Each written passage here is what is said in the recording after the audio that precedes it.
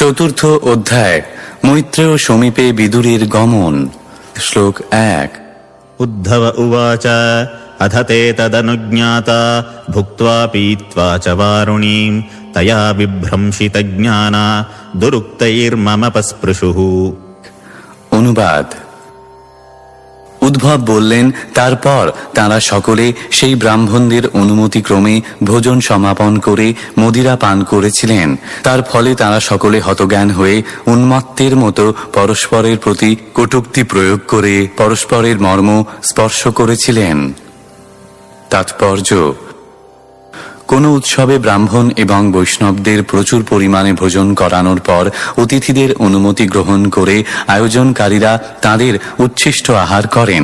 তাই বৃষ্ণি এবং ভোজবংশীয়গণ ব্রাহ্মণদের অনুমতি নিয়ে আহার করেছিলেন।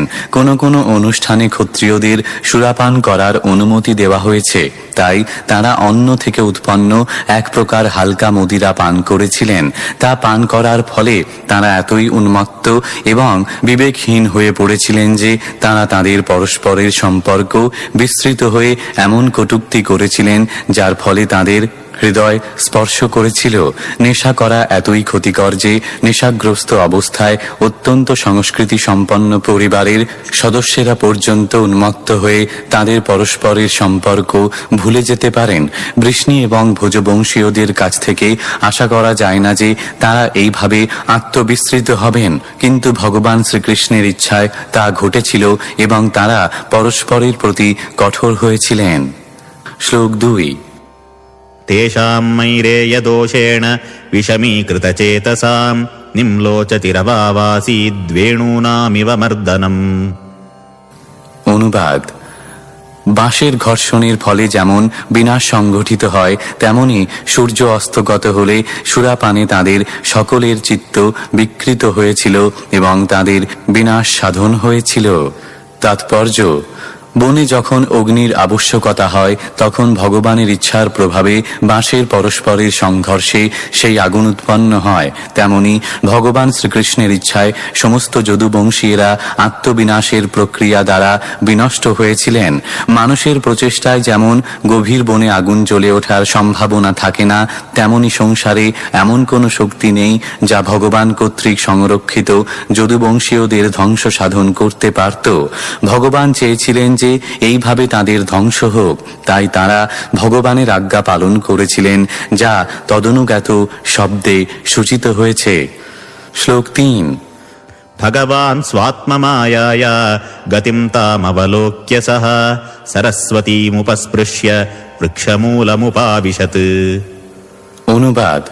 পরমেশ্বর ভগবান শ্রীকৃষ্ণ তাঁর অন্তরঙ্গা শক্তির প্রভাবে গতি দর্শন করে সরস্বতী নদীর তীরে গিয়েছিলেন এবং আচমন করে একটি বৃক্ষের মূলে উপবেশন করেছিলেন। তাৎপর্য: যদু এবং ভোজবংশীয়দের উপরোক্ত সমস্ত কার্যকলাপ ভগবান শ্রীকৃষ্ণের অন্তরঙ্গা শক্তির দ্বারা সম্পন্ন হয়েছিল, কেননা তারা অবতরণের উদ্দেশ্য সম্পন্ন হওয়ার পর তিনি তাদের স্বস্থানে প্রেরণ করতে মনস্থ করেছিলেন। তারা সকলেই ছিলেন তার পুত্র ও পৌত্র এবং তিনি বাৎসল্য স্নেহে তাদের পূর্ণরূপে সংরক্ষণ করেছিলেন। ভগবানের উপস্থিতিতে তাদের কিভাবে বিনাশ সম্ভব তা এই শ্লোকে বিশ্লেষণ করা হয়েছে। সবকিছুই সম্পাদিত হয়েছিল স্বয়ং ভগবানের দ্বারা। ভগবানের পরিবারের সদস্যরা হয় তার অংশাবতার বা স্বর্গের দেবতা ছিলেন এবং তাই তার অন্তর্ধানের পূর্বে তিনি তার অন্তরঙ্গা শক্তির দ্বারা তাদের বিযুক্ত করেছিলেন। তাদের স্বস্থানে প্রেরণ করার পূর্বে তাদের প্রভাস তীর্থে প্রেরণ করা হয়েছিল, যেখানে তারা পুণ্য কর্ম সম্পাদন করে তাদের হৃদয়ের পূর্ণ তৃপ্তি সহকারে আহার এবং পান করেছিলেন। তারপর তাদের স্বীয় ধামে প্রেরণ করার আয়োজন করা হয়েছিল, যাতে সকলে দেখতে পায় যে এত শক্তিশালী যদুবংশ আর এই পৃথিবীতে বর্তমান নেই। পূর্ববর্তী শ্লোকে অনুজ্ঞাত শব্দটি তাৎপর্যপূর্ণ। এই শব্দটির মাধ্যমে ইঙ্গিত করা হয়েছে যে এই ঘটনাবলীর আয়োজন ভগবান নিজেই করেছিলেন। ভগবানের এই লীলাসমূহ তাঁর বহিরঙ্গা শক্তি বা জরা প্রকৃতির প্রকাশ নয়, তাঁর অন্তরঙ্গা শক্তির এই প্রদর্শন নিত্য, এবং তাই কখনো মনে করা উচিত নয় যে আসবপানে উন্মত্ত হয়ে সাধারণ মানুষের মতো ভ্রাতৃঘাতী যুদ্ধে যদু ও ভোজেরা নিহত হয়েছিলেন। শ্রীলজীব গোস্বামী তাঁর টিকায় এই সমস্ত ঘটনাকে ইন্দ্রজালবৎ বলে বর্ণনা করেছেন। শ্লোক 4। अहं चोक्तो भगवता प्रपन्नार्तिहरेणः बदरीं त्वं प्रयाहीति स्वकुलं सञ्जिहीर्षुणा। অনুবাদ: ভগবান শরণাগতের দুঃখ দুর্দশা হরণ করেন, তাই তাঁর স্বীয় বংশ ধ্বংস সাধন করার ইচ্ছা করে তিনি পূর্বেই আমাকে বদরিকা আশ্রমে যেতে নির্দেশ দিয়েছিলেন। তাৎপর্য: দ্বারকাতে অবস্থানকালে ভগবান উদ্ভবকে তাঁর তিরোধান এবং যদু বংশ ধ্বংসজনিত কষ্ট এড়াবার উপদেশ দিয়েছিলেন। তিনি তাকে বদরিকা আশ্রমে যাওয়ার পরামর্শ দিয়েছিলেন, কেননা সেখানে তিনি নরনারায়ণের ভক্তদের সঙ্গ লাভ করতে পারবেন এবং তাদের সঙ্গে ভক্তিমূলক সেবার মাধ্যমে শ্রবণ, কীর্তন, জ্ঞান ও বৈরাগ্যের প্রতি তাঁর আসক্তি বৃদ্ধি করতে পারবেন। শ্লোক 5। तथापि तदभिप्रेतं जानन्नहमरिन्दमा पृष्ठतोऽन्वगमं भर्तुः पादविश्लेषणाक्षमः। অনুবাদ: হে শত্রু দমনকারী বিদুর, তার যদুবংশ ধ্বংসের অভিপ্রায় অবগত হওয়া সত্ত্বেও প্রভুর শ্রীপাদপদ্ম দর্শন বিচ্ছেদের দুঃখ সহনে অসমর্থ হয়ে আমি তার অনুগমন করেছিলাম। শ্লোক 6। अद्राक्षमेकमासीनं विचिन्वन्दयितं पतिं श्रीनिकेतं सरस्वत्यां कृतकेतमकेतनम्। অনুবাদ: এইভাবে তাকে অনুসরণ করে আমার সংরক্ষক এবং প্রভু ভগবান শ্রীকৃষ্ণকে সরস্বতী নদীর তীরে গভীর চিন্তায় মগ্ন হয়ে একাকী উপবিষ্ট অবস্থায় আমি দর্শন করেছিলাম।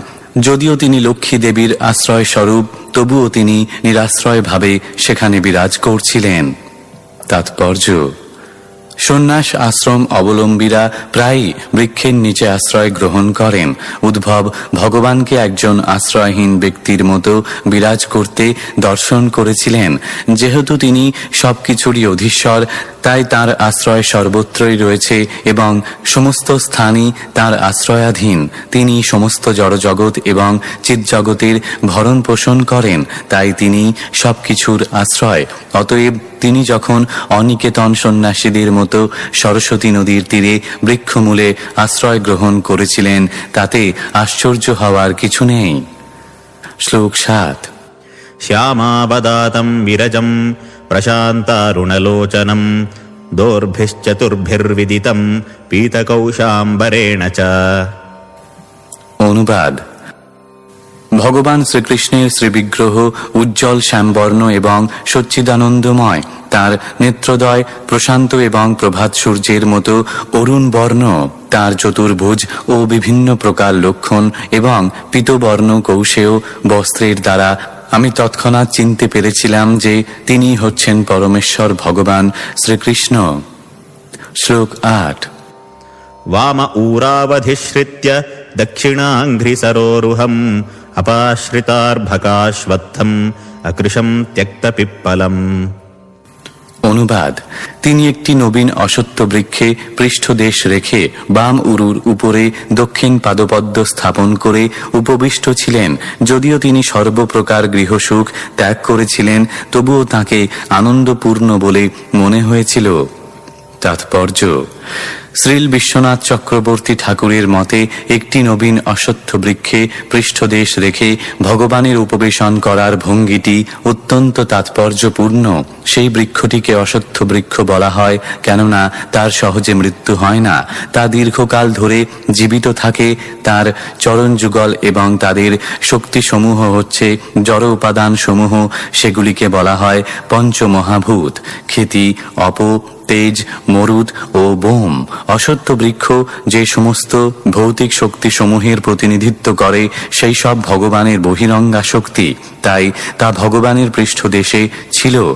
এই ব্রহ্মাণ্ডটি যেহেতু সমস্ত ব্রহ্মাণ্ডের মধ্যে সবচাইতে ক্ষুদ্র, তাই সেই অশ্বত্থ বৃক্ষটিকে নবীন বা বালক রূপে বর্ণনা করা হয়েছে। তক্ত পিপ্পলম শব্দটির দ্বারা এই সূচিত হয় যে ভগবান শ্রীকৃষ্ণ এই ছোট ব্রহ্মাণ্ডটিতে তার লীলা সমাপ্ত করছিলেন। কিন্তু ভগবান যেহেতু পরম এবং নিত্য আনন্দময়, তাই তার কোনো বস্তু ত্যাগ অথবা গ্রহণের মধ্যে কোনো পার্থক্য নেই। ভগবান যখন এই বিশেষ ব্রহ্মাণ্ড ত্যাগ করে অন্য আরেকটি ব্রহ্মাণ্ডে যাওয়ার জন্য তৈরি হচ্ছিলেন, ঠিক যেমন সূর্য কোনো বিশেষ গ্রহলোকে উদিত হয়ে অন্য আরেকটি গ্রহলোকে অস্তমিত হয়, কিন্তু তাতে তার স্থিতির কোনো পরিবর্তন হয় না। শ্লোক 9। তস্মিन् মহাভাগবতো দ্বৈপায়ন সুহৃৎসখা লোকাননুচরन् সিদ্ধ আসাসাদয়দৃচ্ছয়া। অনুবাদ: তখন কৃষ্ণ দ্বৈপায়ন বেদব্যাসের সুহৃদ ও সখা মহাভাগবত মৈত্রেয় ঋষি ত্রিভুবন পর্যটন করতে করতে যদৃচ্ছাক্রমে সেখানে এসে উপস্থিত হলেন। তাৎপর্য: মৈত্রেয় ছিলেন ব্যাসদেবের পিতা পরাশর মুনির শিষ্য। সেই সূত্রে ব্যাসদেব এবং মৈত্রেয় ছিলেন পরস্পরের সখা ও সুহৃদ। সৌভাগ্যক্রমে মৈত্রেয় তখন সেখানে এসে উপস্থিত হলেন যেখানে শ্রীকৃষ্ণ বিশ্রাম করছিলেন। ভগবানের সাক্ষাৎ লাভ করা কোনো সাধারণ ঘটনা নয়। মৈত্রেয় ছিলেন একজন মহান ঋষি এবং একজন বিদ্বান দার্শনিক, কিন্তু তিনি ভগবানের শুদ্ধ ভক্ত ছিলেন না। তাই সেই সময় ভগবানের সঙ্গে তার সাক্ষাৎ হয়েছিল তার অজ্ঞাত সুকৃতির বলে। শুদ্ধ ভক্তরা সর্বদাই শুদ্ধ ভক্তিতে যুক্ত থাকেন এবং তাই ভগবানের সঙ্গে তাদের সাক্ষাৎকার স্বাভাবিক। কিন্তু যারা সেই স্তরে উন্নীত না হওয়া সত্ত্বেও ভগবানের সাক্ষাৎকার লাভ করেন, তখন বুঝতে হবে যে তা অজ্ঞাত সুকৃতি বা নিজের অজান্তে ভগবৎ ভক্তি সম্পাদনের ফল। শ্লোক 10। তস্যানুরক্তস্য মুনের্মুকুন্দঃ প্রমোদভাবানতকন্ধরস্য আশৃণ্বতো মামনুরাগः স সমীক্ষয়া বিশ্রময়ন্নুবাচ। অনুবাদ: শ্রী ভগবানের প্রতি অত্যন্ত অনুরক্ত মৈত্রেয় মুনি প্রসন্ন চিত্তে ভগবানের কথা শ্রবণ করছিলেন। তখন শ্রদ্ধায় তার মস্তক অবনত হয়েছিল। ভগবৎ কথা শ্রবণ পরায়ণ সেই মুনির সম্মুখে ভগবান মুকুন্দ অনুরাগ ও হাস্যযুক্ত দৃষ্টির দ্বারা আমার শ্রান্তি অপনোদন করে বলতে লাগলেন। তাৎপর্য: যদিও উদ্ভব এবং মৈত্রেয় উভয়ই ছিলেন মহাত্মা, তবুও ভগবানের মনোযোগ উদ্ভবের প্রতি অধিক ছিল, কেননা তিনি ছিলেন একজন নির্মল শুদ্ধ ভক্ত। জ্ঞানী ভক্ত বা যার ভক্তি অদ্বৈতবাদের দ্বারা মিশ্রিত, তিনি শুদ্ধ ভক্ত নন। মৈত্রেয় ঋষি যদিও ছিলেন একজন ভক্ত, তবুও তার ভক্তি ছিল মিশ্রা। ভগবান তার অপ্রাকৃত প্রেমের দৃষ্টিতে তার ভক্তের সঙ্গে ভাবের আদান প্রদান করেন, দার্শনিক জ্ঞান অথবা সকাম কর্মের ভিত্তিতে নয়। ভগবানের প্রতি অপ্রাকৃত প্রেমময়ী সেবায় অদ্বয় জ্ঞান অথবা সকাম কর্মের কোনো স্থান নেই। বৃন্দাবনের গোপিকারা মহাবিদ্বান পণ্ডিত ছিলেন না অথবা সিদ্ধযোগীও ছিলেন না। তাদের কেবল শ্রীকৃষ্ণের প্রতি স্বতঃস্ফূর্ত প্রেম ছিল এবং তার ফলে তিনি ছিলেন তাদের জীবন সর্বস্ব এবং গোপিকারাও ছিলেন ভগবানের জীবন সর্বস্ব। শ্রী চৈতন্য মহাপ্রভু ভগবানের সঙ্গে গোপিকাদের সম্পর্ককে পরম শ্রেষ্ঠ বলে অনুমোদন করেছেন। এখানে আমরা দেখতে পাই যে উদ্ভবের সঙ্গে ভগবানের সম্পর্ক মৈত্রেয় মুনির থেকেও ঘনিষ্ঠ ছিল। শ্লোক 11। শ্রীভগবানুবাচ বেদাহমন্তর্মনসীপ্সিतं তে দদামি যত্তদ্দুরবাপমন্যৈঃ সত্রে পুরা বিশ্বসৃজাম বসূনাম মৎসিদ্ধিকামেন বসো ত্বয়েষ্টঃ। অনুবাদ: হে বসু, পুরাকালে যখন অষ্টবসু এবং অন্যান্য দেবতারা ব্রহ্মাণ্ডের সৃষ্টিকার্য বিস্তারের জন্য যজ্ঞ করেছিলেন, তখন তুমি আমার সঙ্গ লাভের বাসনা করেছিলে। তোমার অন্তরে অবস্থান করে তোমার মনের সেই বাসনা আমি জানতে পেরেছিলাম। অন্যান্যদের জন্য যদিও তা দুষ্প্রাপ্য, কিন্তু আমি তোমাকে তা দান করেছি। তাৎপর্য: উদ্ভব হচ্ছেন ভগবানের একজন নিত্য পার্ষদ এবং উদ্ভবের এক অংশ হচ্ছে পুরাকালের অষ্টবসুদের একজন। স্বর্গের দেবতা এবং অষ্টবসুরা যারা ব্রহ্মাণ্ডের নিয়ন্ত্রণ কার্যের দায়িত্বভার বহন করেন, পুরাকালে তাঁদের জীবনের চরম লক্ষ্য সাধনের উদ্দেশ্যে এক যজ্ঞ অনুষ্ঠান করেছিলেন। সেই সময় উদ্ভবের এক অংশ বিস্তার একজন বসু ভগবানের পার্শ্বদত্ত লাভের বাসনা করেছিলেন। ভগবান তা জানতেন, যেহেতু তিনি প্রতিটি জীবের হৃদয়ে পরমাত্মা বা পরাচেতনা রূপে বিরাজমান। সকলেরই হৃদয়ে পরাচেতনার প্রতিনিধি রয়েছেন, যিনি জীবের আংশিক চেতনায় স্মৃতিদান করেন। আংশিক চেতনা রূপে জীব তার পূর্বজীবনের ঘটনাবলীর কথা ভুলে যায়, কিন্তু পরাচেতনা বা অন্তর্যামী পরমাত্মা তাকে তার পূর্বলব্ধ জ্ঞানের ভিত্তিতে স্মরণ করিয়ে দেন কিভাবে আচরণ করতে হবে। ভগবদ গীতায় এই তত্ত্ব বিভিন্নভাবে প্রতিপন্ন হয়েছে যে যথা মাং প্রপদন্তে তাঙস্ত থৈব ভজাম্যহম। ভগবদ গীতা অধ্যায় 4 শ্লোক 11। সর্বস্ব চাহং হৃদি সন্নিবিষ্ট মত্ত স্মৃতির জ্ঞানমপোহনং চ। ভগবদ গীতা অধ্যায় 15 শ্লোক 15। স্বতন্ত্রভাবে বাসনা করার স্বাধীনতা সকলেরই রয়েছে, কিন্তু সেই বাসনা পূর্ণ করেন পরমেশ্বর ভগবান। সকলেই স্বতন্ত্রভাবে চিন্তা করতে পারে বা বাসনা করতে পারে, কিন্তু তার চরিতার্থতা নির্ভর করে পরমেশ্বর ভগবানের পরম ইচ্ছার উপর। এই নিয়ম সম্বন্ধে বলা হয়, মানুষ প্রস্তাব করে আর ভগবান তা অনুমোদন করেন। পুরাকালে যখন দেবতা এবং বসুরা যজ্ঞ অনুষ্ঠান করেছিলেন, তখন অষ্টবসুর অন্যতম উদ্ভব ভগবানের পার্শ্বদত্ত লাভের বাসনা করেন, যা মনোধর্মী জ্ঞানী অথবা সকাম কর্মীদের পক্ষে লাভ করা অত্যন্ত দুষ্কর। এই প্রকার মানুষদের প্রকৃতপক্ষে ভগবানের পার্শ্বদত্ত সম্বন্ধে কোনো জ্ঞানই নেই। ভগবানের কৃপায় ভগবানের শুদ্ধ ভক্তরাই কেবল জানতে পারেন যে ভগবানের ব্যক্তিগত সঙ্গ লাভ করাই হচ্ছে জীবনের সর্বোচ্চ সিদ্ধি। ভগবান উদ্ভবকে প্রতিশ্রুতি দিয়েছিলেন যে তিনি তার বাসনা পূর্ণ করবেন। এখানে কথিত হয় যে ভগবান যখন উদ্ভবকে সেই কথা বলেছিলেন, তখন মহর্ষি মৈত্রেয় ভগবানের পার্শ্বদত্ত লাভের গুরুত্ব হৃদয়ঙ্গম করতে পেরেছিলেন।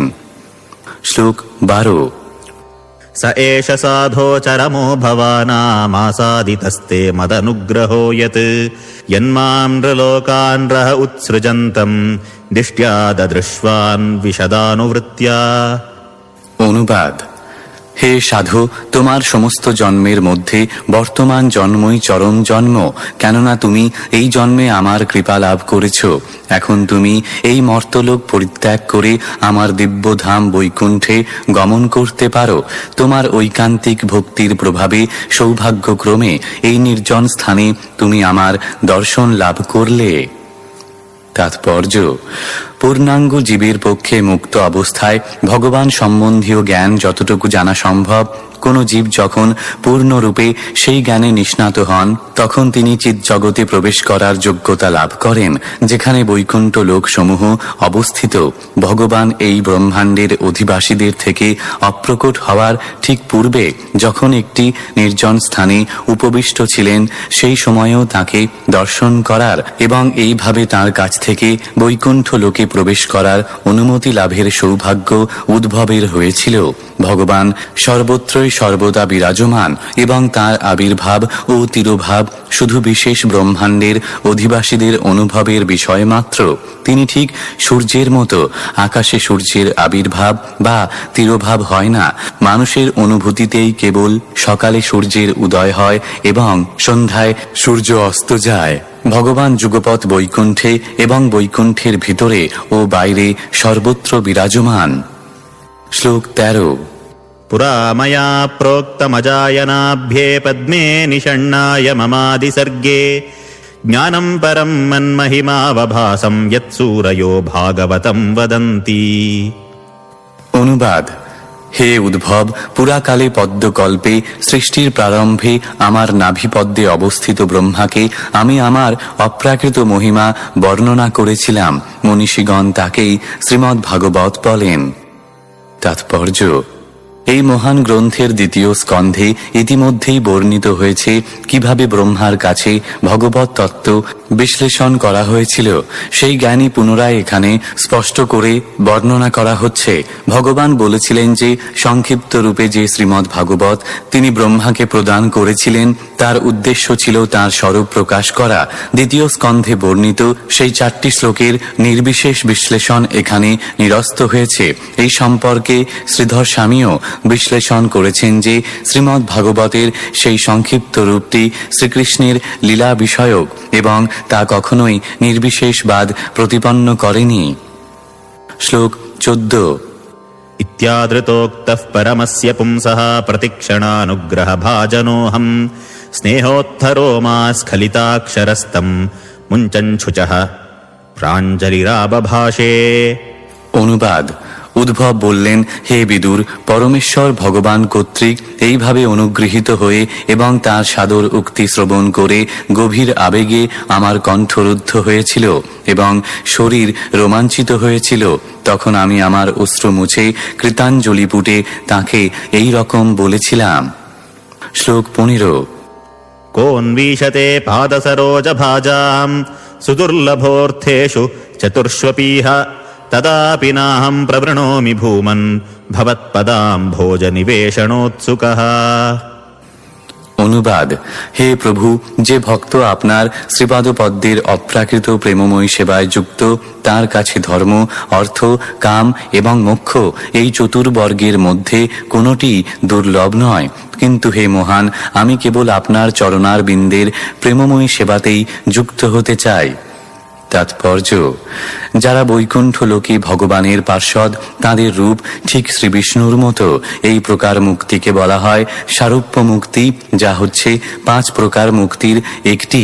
ভগবানের প্রেমময়ী সেবায় যুক্ত ভক্তেরা কখনো সাযুজ্য বা ভগবানের দেহ নির্গত রশ্মি ছটা ব্রহ্মজ্যোতিতে লীন হয়ে যাওয়ার মুক্তি স্বীকার করেন না। ভক্তেরা যে কেবল মুক্তি লাভ করেন, শুধু তাই নয়, তারা ধর্ম, অর্থনৈতিক উন্নতি অথবা স্বর্গলোকে দেবতাদের মতো ইন্দ্রিয় সুখভোগ এই প্রকার সিদ্ধির সবকটি অনায়াসেই লাভ করতে পারেন। কিন্তু উদ্ভবের মতো শুদ্ধ ভক্ত এই সমস্ত সুযোগ সুবিধা গ্রহণে অস্বীকার করেন। শুদ্ধ ভক্ত কেবল ভগবানের সেবাতেই যুক্ত হতে চান এবং তার ব্যক্তিগত লাভের কোনো রকম চিন্তা তিনি করেন না। শ্লোক 16। কর্মাণ্যনিহস্য ভবো ভবস্য তে দুর্গাশ্রয়োথারিভ ইয়াৎপলায়নম কালাত্মনো যৎপ্রমদায়ুতাশ্রমঃ স্বাত্মনরতে খিদ্যতি ধীর্বিদামিহ। অনুবাদ। হে প্রভু, আপনি যে নিষ্ক্রিয় হওয়া সত্ত্বেও কর্ম করেন, জন্মরহিত হয়েও জন্ম স্বীকার করেন, কালের নিয়ন্তা হওয়া সত্ত্বেও শত্রু ভয়ে পলায়ন করেন ও দুর্গে আশ্রয় গ্রহণ করেন এবং আত্মরতি হয়েও বহু স্ত্রী পরিবৃত হয়ে গৃহস্থ আশ্রম স্বীকার করেন, এই সমস্ত বিষয়ের সমাধান করতে গিয়ে বিদ্বান ঋষিদেরও বুদ্ধি সংশয়ের দ্বারা ক্ষিন্ন হয়। তাৎপর্য: ভগবানের শুদ্ধ ভক্তরা ভগবান সম্বন্ধীয় জ্ঞানের ব্যাপারে দার্শনিক জল্পনা কল্পনা করতে আগ্রহী নন। ভগবান সম্বন্ধে পরিপূর্ণ জ্ঞান লাভ করা কখনো সম্ভব নয়। ভগবান সম্বন্ধে যতটুকু জ্ঞান তারা অর্জন করেছেন তাই তাদের জন্য পর্যাপ্ত, কেননা ভগবানের ভক্তেরা তার অপ্রাকৃত লীলা কথা শ্রবণ এবং কীর্তন করেই সন্তুষ্ট থাকেন। তা তাদের সব রকম অপ্রাকৃত আনন্দ দান করে। কিন্তু ভগবানের কোনো কোনো লীলা এই প্রকার শুদ্ধ ভক্তদের কাছেও পরস্পর বিরোধী বলে মনে হয় এবং তাই উদ্ভব ভগবানের কাছে তার লীলার কয়েকটি পরস্পর বিরোধী ঘটনা সম্বন্ধে জিজ্ঞাসা করেছেন। ভগবানকে এখানে কর্মান্য নিহস্য বলে বর্ণনা করা হয়েছে, অর্থাৎ যার কর্ম করার কোনো স্পৃহা নেই। সেই কথাটি সত্য, কেননা জড়জগতের সৃষ্টি এবং পালনের ব্যাপারেও ভগবানকে কিছু করতে হয় না, অথচ তাকে আবার তার অনন্য ভক্তদের রক্ষা করার জন্য গোবর্ধন পর্বত ধারণ করার কথা শোনা যায়। তাই তা পরস্পর বিরোধী বলে মনে হয়। শ্রীকৃষ্ণ হচ্ছেন নবরূপী পরম ব্রহ্ম, পরম সত্য, কিন্তু ভগবানের এতগুলি অপ্রাকৃত কার্যকলাপ সম্বন্ধে উদ্ভবের সন্দেহ ছিল। পরমেশ্বর ভগবান এবং নির্বিশেষ ব্রহ্মার মধ্যে কোনো পার্থক্য নেই। তাহলে ভগবান এত সমস্ত কার্যকলাপ সম্পাদন করেন কি করে, যেখানে নির্বিশেষ ব্রহ্ম সম্বন্ধে বলা হয়েছে যে তার জড় জগতে অথবা চিৎ জগতে কোনো কিছুই করণীয় নেই। ভগবান যদি জন্মরহিত হন তাহলে তিনি বসুদেব এবং দেবকীর পুত্র রূপে জন্মগ্রহণ করেছিলেন কি করে? মহাভয়স্বরূপ কালও তার ভয়ে ভীত, তবুও ভগবান জরাসন্ধের সঙ্গে যুদ্ধ করার সময় তার ভয়ে ভীত হয়ে দুর্গে আশ্রয় গ্রহণ করেছিলেন। যিনি তার নিজের মধ্যেই পূর্ণ, তিনি বহু স্ত্রীলোকের সঙ্গে আনন্দ উপভোগ করেন কেন? বহু স্ত্রীর পানি গ্রহণ করে একজন গৃহস্থের মতো তিনি কেন পুত্র কন্যা পিতা মাতা আদি আত্মীয় স্বজনদের সঙ্গে আনন্দ উপভোগ করেন? এই আপাত বিরোধী ঘটনাবলী মহাজ্ঞানী বিদ্বৎজনদেরও বিমোহিত করে, এবং এইভাবে বিমোহিত হয়ে তারা বুঝতে পারেন না যে নিষ্ক্রিয়তাই সত্য, নাকি তার কার্যকলাপগুলি শুধু অভিনয় মাত্র। সমাধান এই যে এই জড়স্তরে ভগবানের করণীয় কিছু নেই, তার সমস্ত কার্যকলাপ অপ্রাকৃত। জড়বাদী মনোধর্মীদের পক্ষে তা হৃদয়ঙ্গম করা কখনোই সম্ভব নয়। জড়বাদী মনোধর্মীদের কাছে তা নিশ্চয়ই মোহজনক, কিন্তু অপ্রাকৃত ভক্তদের কাছে তা মোটেই আশ্চর্যের বিষয় নয়। পরম তত্ত্বের ব্রহ্ম উপলব্ধির ধারণা অবশ্যই সমস্ত জড় কার্যকলাপের নিষেধ সূচক, কিন্তু পরব্রহ্মের ধারণা অপ্রাকৃত কার্যকলাপে পূর্ণ। যিনি ব্রহ্ম এবং পরব্রহ্মের পার্থক্য সম্বন্ধে অবগত, তিনি হচ্ছেন প্রকৃত পরমার্থবাদী। এই প্রকার পরমার্থবাদীদের কাছে কোনো কিছুই বিভ্রান্তিজনক নয়। ভগবান ভগবদ্ গীতায় অধ্যায় 10 শ্লোক 2 স্পষ্টভাবে ঘোষণা করেছেন, এমনকি মহান ঋষি ও দেবতারাও আমার কার্যকলাপ এবং দিব্য শক্তি সমূহের বিষয়ে কদাচিৎ অবগত হতে পারেন। ভগবানের কার্যকলাপের যথার্থ বিশ্লেষণ ভীষ্মদের কর্তৃক শ্রীমদ্ ভাগবতে কাণ্ড 1 অধ্যায় 9 শ্লোক 16 নিম্নোক্তভাবে বর্ণনা করা হয়েছে। ন হস্য করহি চিদ্রাজন পুমান বেদ বিধিৎসিতম যদ্দি জিজ্ঞাসয়া যুক্তামুজ্জন্তি কবহপি হি। শ্লোক 17 মন্ত্রেষু মাম বা উপহূয় যত্ত্বমকুণ্ঠিতা খণ্ডসদাত্মবোধः পৃচ্ছেঃ প্রভো মুগ্ধ ইবা প্রমত্তস্তন্নো মনো মোহয়তীব দেব। অনুবাদ: হে প্রভু, কালের দ্বারা অখণ্ডিত, অন্তহীন জ্ঞান সমন্বিত এবং সংশয় রহিত হওয়া সত্ত্বেও আপনি যে আমাকে ডেকে এনে আমার পরামর্শ গ্রহণ করতেন, আপনি মোহপ্রাপ্ত না হয়েও যে মোহাচ্ছন্নের মতো এই সব আচরণ করতেন, তা আমাকে বিমোহিত করছে। তাৎপর্য: উদ্ভব কখনো বিমোহিত হননি, কিন্তু তিনি এখানে বলেছেন যে এই সমস্ত পরস্পর বিরোধী বিষয় তাকে বিমোহিত করছে। শ্রীকৃষ্ণ এবং উদ্ভবের এই আলোচনার উদ্দেশ্য ছিল নিকটে উপবিষ্ট মৈত্রের কল্যাণ সাধন করা। জরাসন্ধ আদি অসুরেরা যখন নগরী আক্রমণ করেছিল এবং দ্বারকার রাজারূপে শ্রীকৃষ্ণ যখন তার রাজকীয় কর্তব্য সম্পাদনের জন্য মহাযজ্ঞের অনুষ্ঠান করতেন, তখন তিনি মন্ত্রণা গ্রহণের জন্য উদ্ভবকে ডাকতেন। ভগবানের অতীত, বর্তমান ও ভবিষ্যৎ নেই, কেননা তিনি কালের প্রভাবের অতীত এবং তাই কোনো কিছুই তার অজ্ঞাত নয়। তার বুদ্ধিমত্তা অন্তহীন, তাই তিনি যখন মন্ত্রণার জন্য উদ্ভবকে ডাকতেন তা অবশ্যই আশ্চর্যজনক। ভগবানের এই সমস্ত কার্যকলাপ পরস্পর বিরোধী বলে মনে হয়, যদিও তার কার্যকলাপে কোনো রকম বিরোধ নেই, তাই তাদের ব্যাখ্যা করার চেষ্টা না করে যথাযথভাবে গ্রহণ করাই শ্রেয়। শ্লোক 18 জ্ঞানম পরম স্বাত্মরঃ প্রকাশম প্রোবাচ কস্मै ভগবান সমগ্রম অভিক্ষমম নো গ্রহণায় ভর্তর্বদাম যসা যদ্ব্রজিনম তরেমা।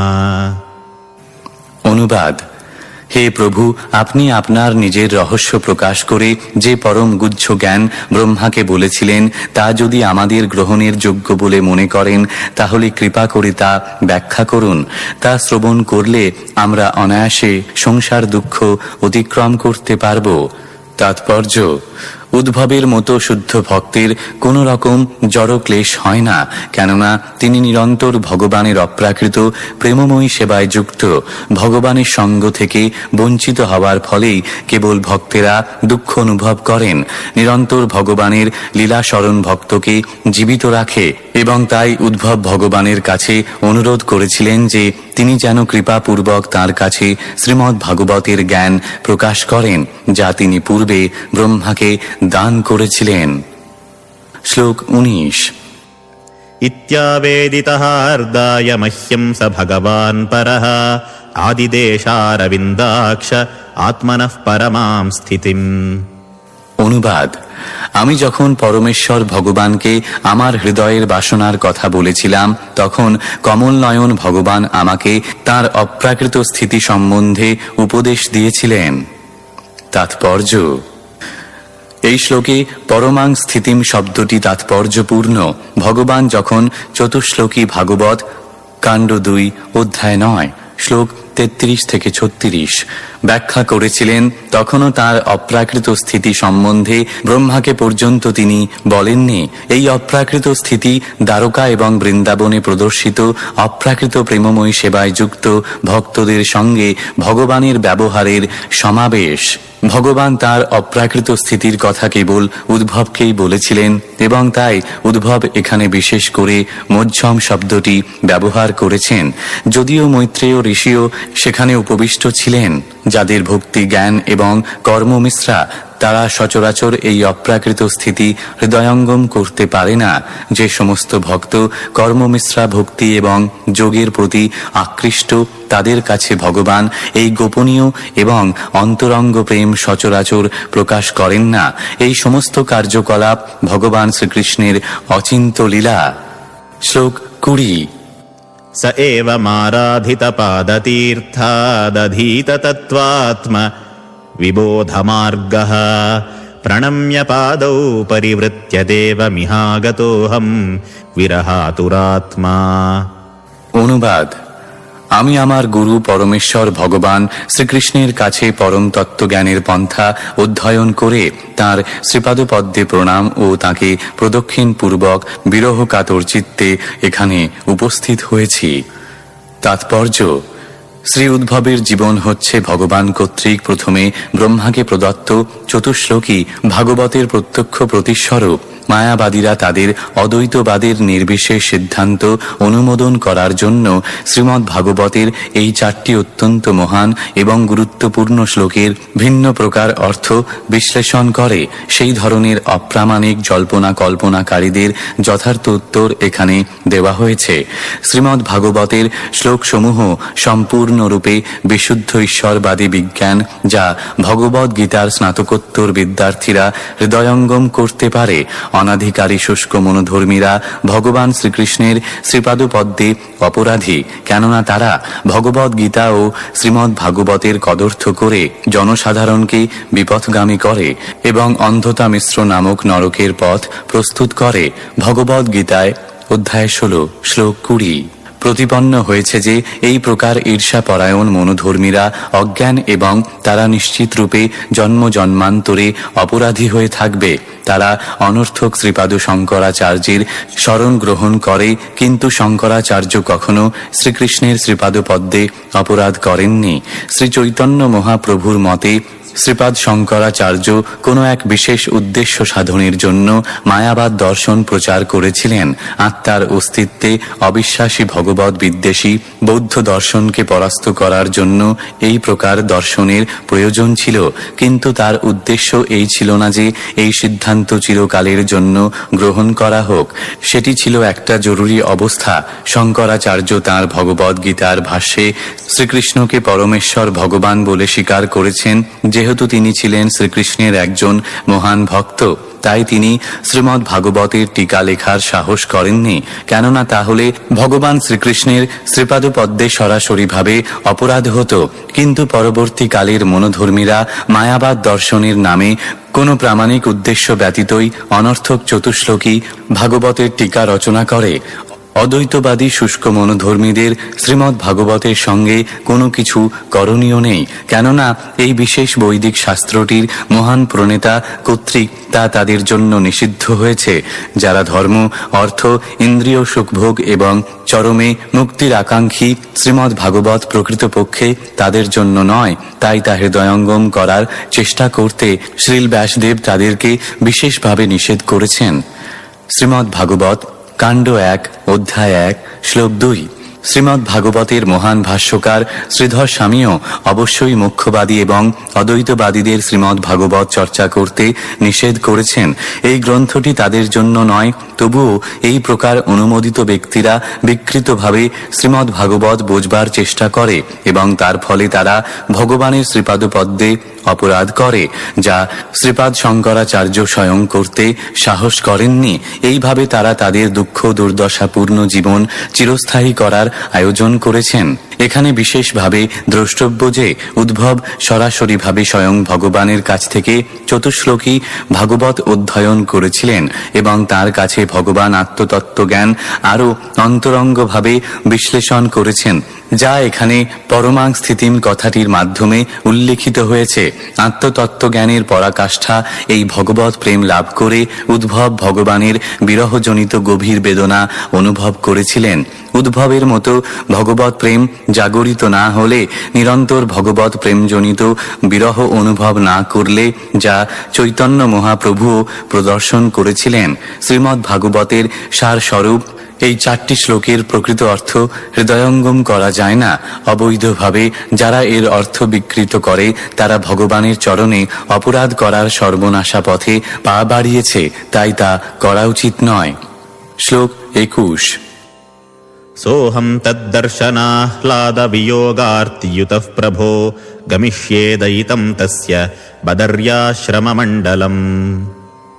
অনুবাদ: হে প্রিয় বিদুর, তার দর্শন আনন্দ থেকে বঞ্চিত হওয়ার ফলে আমি এখন উন্মত্তের মতো হয়েছি এবং সেই বেদনা অপনোদনের জন্য আমি এখন সঙ্গ লাভের জন্য হিমালয়ের বদরিকা আশ্রমে যাচ্ছি, যে সম্বন্ধে তিনিই আমাকে উপদেশ দিয়েছিলেন।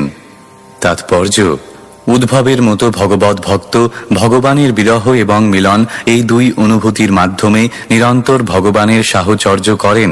ভগবানের শুদ্ধ ভক্ত ভগবানের অপ্রাকৃত সেবা থেকে পলকের জন্য বিরত হন না। ভগবানের সেবা সম্পাদন করাই শুদ্ধ ভক্তের মুখ্য বৃত্তি। উদ্ভবের পক্ষে ভগবানের বিরহ অসহ্য ছিল, তাই ভগবানের আদেশ অনুসারে তিনি বদরিকা আশ্রম অভিমুখে যাত্রা করেছিলেন। কেননা ভগবানের আদেশ এবং ভগবান স্বয়ং অভিন্ন। যতক্ষণ মানুষ ভগবানের আদেশ পালনে যুক্ত থাকে, ততক্ষণ তার থেকে কেউ বাস্তবিকভাবে বিচ্ছিন্ন হয় না। শ্লোক 22। यत्र नारायणो देवो नरश्च भगवान् ऋषिः मृदु तीव्रं तपो दीर्घं ते पाते लोकभावनौ। অনুবাদ: সেই বদরিকা আশ্রমে ভগবান নর এবং নারায়ণ নামক ঋষি রূপে অবতরণ করে সমস্ত সৎ জীবাত্মাদের কল্যাণের জন্য দীর্ঘকাল ধরে কঠোর তপস্যা করছেন। তাৎপর্য: নরনারায়ণ ঋষিদের ধাম হিমালয়ের বদরিকা আশ্রম হিন্দুদের এক মহা তীর্থস্থান। আজও হাজার হাজার পুণ্যবান হিন্দুরা ভগবানের অবতার নরনারায়ণের উদ্দেশ্যে শ্রদ্ধাঞ্জলি নিবেদন করার জন্য সেখানে যান। এখানে আমরা দেখতে পাচ্ছি যে 5000 বছর আগেও উদ্ভবের মতো পুণ্যাত্মা এই পবিত্র স্থানে যাত্রা করতেন এবং তখনও এই স্থানটি অতি প্রাচীন বলে পরিচিত ছিল। এই বিশেষ তীর্থটি সাধারণ মানুষদের জন্য অত্যন্ত দুর্গম, কেননা প্রায় সারা বছর ধরেই হিমালয়ের এই স্থানটি বরফে আচ্ছন্ন থাকে। গ্রীষ্মকালের কয়েকটি মাসই কেবল মানুষেরা নানা রকম ব্যক্তিগত কষ্ট স্বীকার করে এই স্থানটিতে যেতে পারে। বৈকুণ্ঠ এবং ব্রহ্মজ্যোতি সমন্বিত চিদাকাশের গ্রহপুঞ্জের প্রতিনিধিত্ব করে 4টি ভগবত ধাম রয়েছে। সেগুলি হচ্ছে বদরিকাশ্রম, রামেশ্বর, জগন্নাথপুরী এবং দ্বারকা। উদ্ভবের মতো ভক্তের পদাঙ্ক অনুসরণ করে শ্রদ্ধাবান হিন্দুরা পারমার্থিক সিদ্ধি লাভের জন্য এই সমস্ত তীর্থস্থানে আজও গমন করেন। শ্লোক 23। श्रीशुक उवाच इत्युद्धवादुपाकर्ण्य सुहृदां दुस्सहं वधं জ্ঞানেনাশময়ৎ ক্ষত্তা শোকমুৎপতিতম বুধঃ। অনুবাদ: শ্রী সুখদেব গোস্বামী বললেন, উদ্ভবের কাছ থেকে বিদ্বান বিদুর তার আত্মীয় স্বজন এবং বন্ধু বান্ধবদের বার্তা শ্রবণ করে দিব্য জ্ঞানের দ্বারা তার অসহ্য শোক প্রশমিত করেছিলেন। তাৎপর্য: বিদুর জানতে পেরেছিলেন যে কুরুক্ষেত্রে যুদ্ধের ফলে তার আত্মীয় স্বজনদের বিনাশ হয়েছিল, যদুবংশ ধ্বংস হয়েছিল এবং ভগবান শ্রীকৃষ্ণ স্বধামে গমন করেছিলেন। এই সমস্ত সংবাদ তাকে কিছুক্ষণের জন্য শোক সাগরে নিমজ্জিত করেছিল, কিন্তু যেহেতু তিনি দিব্য জ্ঞানে অত্যন্ত উন্নত ছিলেন, তাই তিনি জ্ঞানের আলোকের দ্বারা নিজেকে শান্ত করতে সক্ষম হয়েছিলেন। ভগবদ গীতায় বলা হয়েছে যে দীর্ঘকাল দেহের সঙ্গে সম্পর্কিত থাকার ফলে আত্মীয় স্বজন এবং বন্ধু বান্ধবদের বিনাশে শোক করা মোটেই আশ্চর্যজনক নয়। তবে উচ্চতর দিব্য জ্ঞানের দ্বারা এই শোককে প্রশমিত করার উপায় জানা কর্তব্য। উদ্ভব এবং বিদুরের মধ্যে কৃষ্ণ বিষয়ক আলোচনা সূর্যাস্তের সময় শুরু হয়েছিল এবং এখন উদ্ভবের সঙ্গ প্রভাবে বিদুর পারমার্থিক জ্ঞানের পথে আরও অধিক উন্নতি সাধন করলেন। শ্লোক 24। সতম মহাভাগবতম ব্রজন্তম কৌরবর্ষভঃ বিশ্রম্ভাদভ্যধত্তেদম মুখ্যম কৃষ্ণ পরিগ্রহে। অনুবাদ: ভগবানের শ্রেষ্ঠ ভক্ত উদ্ভব যখন বদরিকা আশ্রমে চলে যাচ্ছিলেন, তখন কুরু শ্রেষ্ঠ বিদুর তার প্রতি স্নেহ এবং বিশ্বাসবশত এই কথাগুলি বলেছিলেন। তাৎপর্য: বিদুর ছিলেন উদ্ভবের থেকে বয়সে অনেক বড়। পারিবারিক সম্পর্কে উদ্ভব ছিলেন শ্রীকৃষ্ণের সমবয়স্ক ভ্রাতা, আর বিদুর ছিলেন শ্রীকৃষ্ণের পিতা বসুদেবের সমবয়সী। কিন্তু বয়সে নবীন হলেও উদ্ভব ভগবত ভক্তিতে অত্যন্ত উন্নত ছিলেন এবং তাই এখানে তাকে ভগবানের ভক্তদের মধ্যে শ্রেষ্ঠ বলে বর্ণনা করা হয়েছে।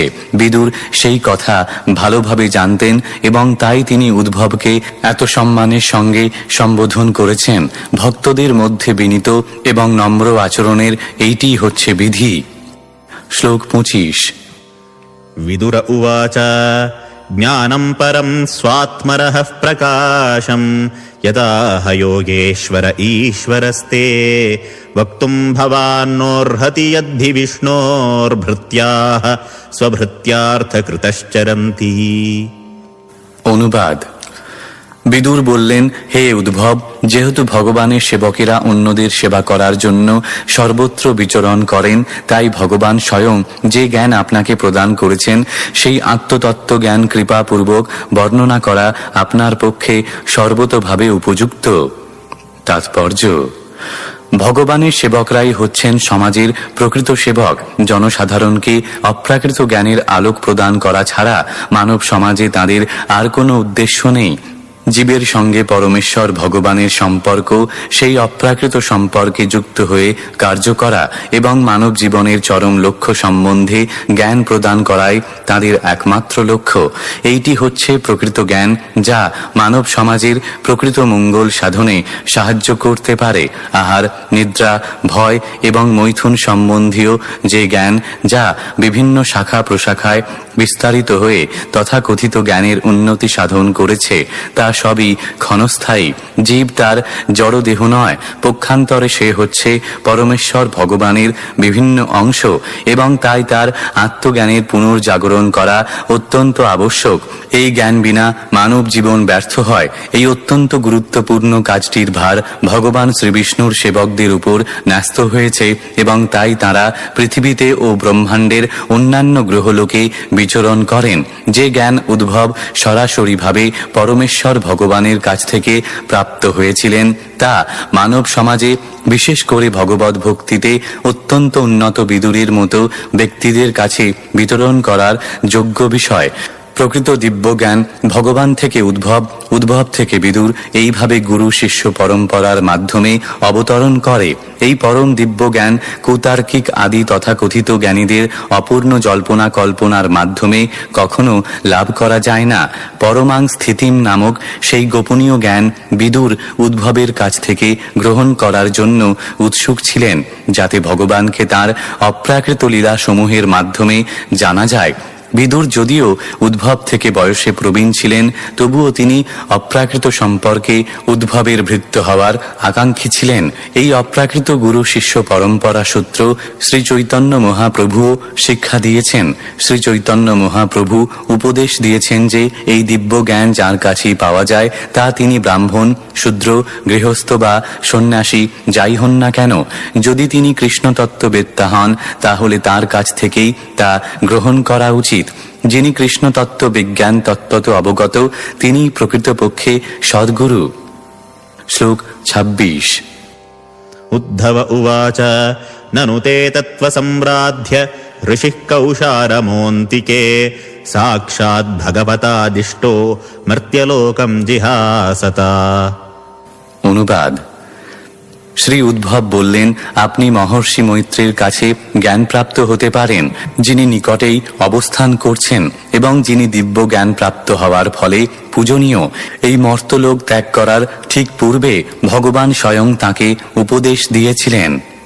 তাৎপর্য: পারমার্থিক তত্ত্বজ্ঞানে নিষ্ণাত হলেও মর্যাদা ব্যতিক্রম বা ধৃষ্টতাপূর্বক শ্রেষ্ঠতর ব্যক্তিকে অতিক্রম করার অপরাধ সম্বন্ধে সাবধান থাকা উচিত।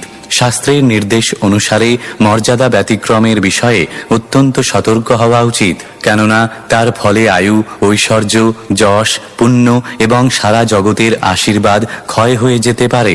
দিব্য জ্ঞানে নিষ্ণাত হতে হলে পারমার্থিক বিজ্ঞানের পন্থা জানা অত্যন্ত আবশ্যক। পারমার্থিক বিজ্ঞানে নিষ্ণাত হওয়ার ফলে উদ্ভব বিদুরকে উপদেশ দিয়েছিলেন দিব্য জ্ঞান লাভ করার জন্য মৈত্রেয় ঋষির কাছে যেতে। বিদুর উদ্ভবকে তাঁর গুরু রূপে বরণ করতে চেয়েছিলেন, কিন্তু উদ্ভব সেই পদ গ্রহণ করতে অস্বীকার করেন, কেননা বিদুর ছিলেন উদ্ভবের পিতার বয়সী এবং তাই উদ্ভব তাঁকে তাঁর শিষ্যরূপে গ্রহণ করতে চাননি। বিশেষ করে মৈত্রেয় যখন নিকটেই উপস্থিত ছিলেন। নিয়ম হচ্ছে যে শ্রেষ্ঠতর ব্যক্তির উপস্থিতিতে সুযোগ্য এবং পূর্ণ জ্ঞানী হওয়া সত্ত্বেও উপদেশ দিতে আগ্রহী হওয়া উচিত নয়। তাই উদ্ভব বিদুরের মতো একজন বয়স্ক ব্যক্তিকে অন্য আর একজন বয়স্ক ব্যক্তি মৈত্রের কাছে পাঠাতে মনস্থ করেছিলেন, কিন্তু তিনিও ছিলেন পূর্ণ জ্ঞানী, কেননা এই জগৎ ত্যাগ করার ঠিক পূর্বে ভগবান স্বয়ং তাঁকে উপদেশ দিয়েছিলেন। যেহেতু উদ্ভব এবং মৈত্রেয় উভয়ই সরাসরিভাবে ভগবান কর্তৃক উপদিষ্ট হয়েছিলেন, তাই বিদুর বা অন্য যে কোনো ব্যক্তির গুরু হওয়ার যোগ্যতা দুজনেরই ছিল, কিন্তু মৈত্রেয় বয়সে প্রবীণ হওয়ার ফলে গুরু হওয়ার প্রথম অধিকারী ছিলেন। বিশেষ করে বিদুরের জন্য যিনি ছিলেন উদ্ভব থেকে বয়সে অনেক বড়। লাভ এবং যশ সংগ্রহের জন্য সস্তা গুরু হওয়ার বাসনা করা উচিত নয়। পক্ষান্তরে ভগবানের সেবার জন্যই কেবল গুরু হওয়া উচিত। ভগবান কখনো মর্যাদা ব্যতিক্রম সহ্য করতে পারেন না। নিজের ব্যক্তিগত লাভ এবং যশের জন্য বয়োজ্যেষ্ঠ গুরুর প্রাপ্ত সম্মান কখনো অতিক্রম করা উচিত নয়। পারমার্থিক উন্নতি সাধনের পথে কপট গুরু হওয়ার ধৃষ্টতা অত্যন্ত বিপজ্জনক। শ্লোক 27। শ্রীশুক উবাচ ইতি সহ বিদুরেণ বিশ্বমূর্তের্গুণকথয়া সুধয়া প্লাবিতোরুতাপঃ ক্ষণমিব পুলিনেয়মস্বসুস্তাম সমুষিত ঔপগবির্নিশাম ততোগাত।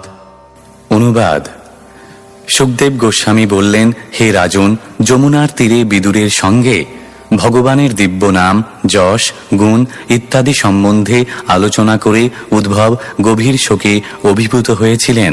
সেই রাত্রিটি যেন মুহূর্তের মতো অতিবাহিত হয়েছিল। তারপর তিনি সেখান থেকে প্রস্থান করেছিলেন। তাৎপর্য: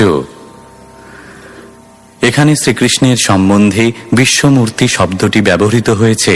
উদ্ভব ও বিদুর উভয়েই শ্রীকৃষ্ণের অন্তর্ধানের ফলে গভীরভাবে ব্যথিত হয়েছিলেন এবং তারা যতই ভগবানের দিব্য নাম, যশ এবং গুণের আলোচনা করেছিলেন, ততই ভগবানের রূপ তারা সর্বত্র দেখতে পাচ্ছিলেন। ভগবানের এই দিব্য রূপ এইভাবে দর্শন করা মিথ্যা নয় অথবা কাল্পনিক নয়, পক্ষান্তরে তা হচ্ছে পরম সত্য। ভগবানকে যখন বিশ্বমূর্তিতে দর্শন হয়, তখন তিনি তার ব্যক্তিত্ব অথবা নিত্য অপ্রাকৃত রূপ হারিয়ে ফেলেন না।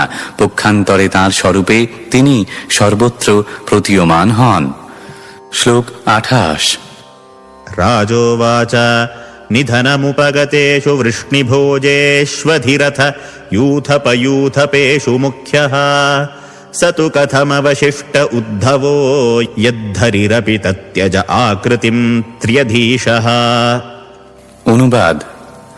রাজা জিজ্ঞাসা করলেন, সমস্ত বীর যোদ্ধাদের দলপতিদের দলপতি বৃষি এবং ভোজবংশীয়েরা ব্রহ্মশাপে বিনষ্ট হলে ত্রিলোকের অধীশ্বর ভগবান শ্রীহরিও যখন তাঁর লীলা সংবরণ করেছিলেন, তাহলে কেবল উদ্ভব কিভাবে অবশিষ্ট রইলেন? তাৎপর্য: শ্রীলজীব গোস্বামীর মতে নিধনম শব্দটির অর্থ ভগবানের দিব্যধাম, নি শব্দটির অর্থ সর্বোচ্চ এবং ধনম শব্দটির অর্থ ঐশ্বর্য।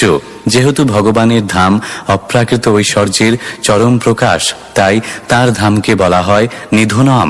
ব্যাকরণিক স্পষ্টীকরণের দিক থেকেও নিধনম শব্দের বাস্তবিক অর্থ হচ্ছে বৃষি এবং ভোজবংশীরা সকলে ছিলেন ভগবানের পার্ষদ এবং তাদের লীলা পরিসমাপ্তির পর তাঁরা সকলে ভগবানের দিব্যধামে তাঁদের স্ব স্ব স্থানে প্রেরিত হয়েছিলেন। শ্রীল বিশ্বনাথ চক্রবর্তী ঠাকুর আকৃতিম শব্দটির অর্থ স্পষ্টীকরণ করে বলেছেন, লীলা আ শব্দের অর্থ পূর্ণ এবং কৃত্রিম শব্দটির অর্থ দিব্য লীলাসমূহ। যেহেতু ভগবান শ্রীকৃষ্ণ তাঁর চিন্ময় বিগ্রহ থেকে অভিন্ন, তাই তাঁর দেহের পরিবর্তনের বা দেহত্যাগের কোনো প্রশ্নই ওঠে না। জড় জগতের রীতিনীতি অনুসারে ভগবান এমনভাবে আচরণ করেন যে মনে হয় যেন তিনি জন্মগ্রহণ করছেন অথবা দেহত্যাগ করছেন, কিন্তু ভগবানের শুদ্ধ ভক্তেরা প্রকৃত তত্ত্ব ভালোভাবেই অবগত। তাই শ্রীমদ্ ভাগবতের ঐকান্তিক পাঠকদের জীব গোস্বামী এবং বিশ্বনাথ চক্রবর্তী প্রমুখ মহান আচার্যদের টিকা এবং ভাষ্য অনুসরণ করা প্রয়োজন। যারা ভগবানের ভক্ত নয়, তাদের কাছে এই সমস্ত আচার্যদের ভাষ্য ও ব্যাখ্যা ব্যাকরণের বাক্যজাল বলে মনে হতে পারে, কিন্তু গুরু পরম্পরা ধারায় নিষ্ঠাবান অধ্যয়নকারীর কাছে মহান আচার্যদের বিশ্লেষণ সর্বতোভাবে সমীচীন।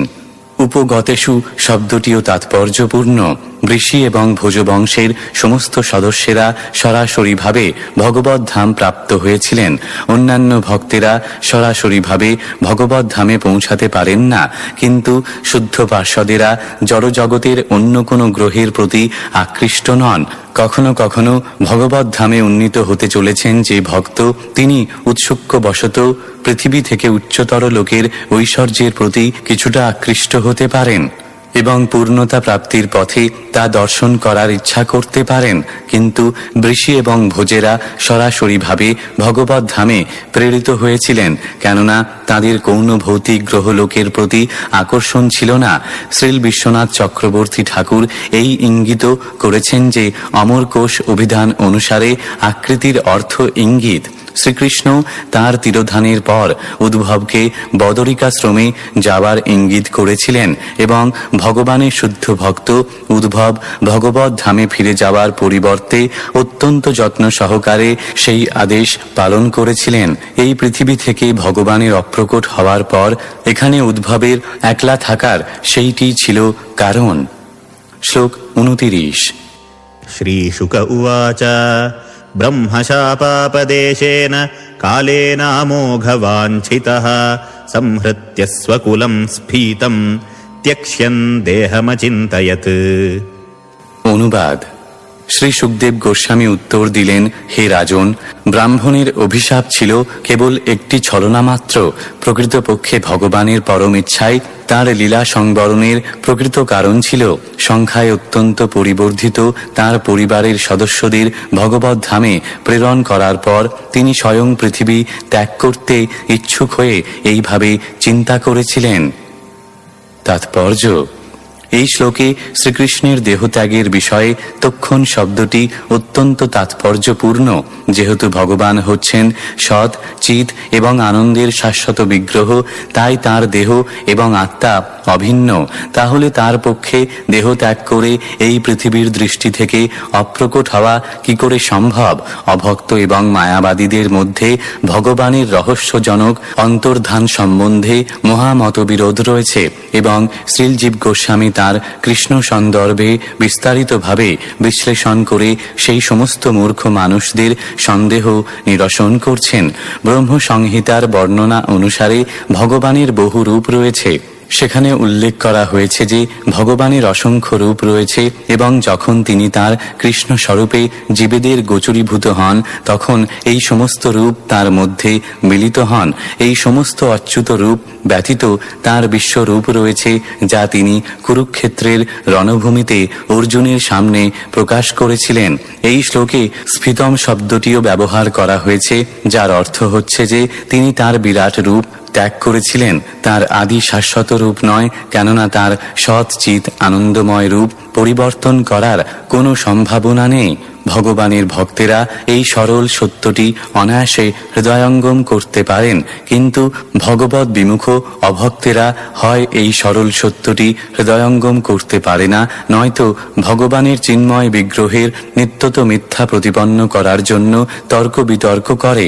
তার কারণ হচ্ছে বিপ্রলিপ্সা নামক বদ্ধজীবের দোষ। ব্যবহারিক অভিজ্ঞতাতেও এখনো পর্যন্ত দেখা যায় যে ভগবানের অপ্রাকৃত বিগ্রহ ভক্তগণ কর্তৃক বিভিন্ন মন্দিরে পূজিত হন এবং ভগবানের সমস্ত ভক্তেরাই বাস্তবিকভাবে উপলব্ধি করেন যে মন্দিরে ভগবানের শ্রীবিগ্রহ ভগবান থেকে অভিন্ন। ভগবানের অন্তরঙ্গা শক্তির এই অচিন্ত কার্য ভগবদ্ গীতায় অধ্যায় 7 শ্লোক 25 বর্ণিত হয়েছে। নাহং প্রকাশ সর্বস্ব যোগ মায়া সমাবৃত। সকলের কাছে নিজেকে প্রকাশ না করার অধিকার ভগবান রাখেন। পদ্ম পুরাণে বলা হয়েছে, অত শ্রীকৃষ্ণ নামাদি ন ভবেদ গ্রাহ্যমিন্দ্রিয়। ভগবানের নাম এবং রূপ জড় ইন্দ্রিয়ের দ্বারা অনুভব করা যায় না, কিন্তু যখন তিনি বদ্ধ জীবদের গোচরীভূত হন তখন তিনি বিরাট রূপ ধারণ করেন। এটি তাঁর রূপের একটি অতিরিক্ত জড় প্রদর্শন এবং বিশেষ্য ও বিশেষণ ন্যায়ের দ্বারা তা অনুমোদন করা হয়। ব্যাকরণে যখন বিশেষণকে বিশেষ্য থেকে আলাদা করে দেওয়া হয় তখন বিশেষণের দ্বারা বিশেষীকৃত বিষয়ের পরিবর্তন হয় না, তেমনি ভগবান যখন তার বিরাট রূপ ত্যাগ করেন তখন তার শাশ্বত স্বরূপের পরিবর্তন হয় না। যদিও তার এবং তার অসংখ্য রূপের মধ্যে কোনো জড় পার্থক্য নেই।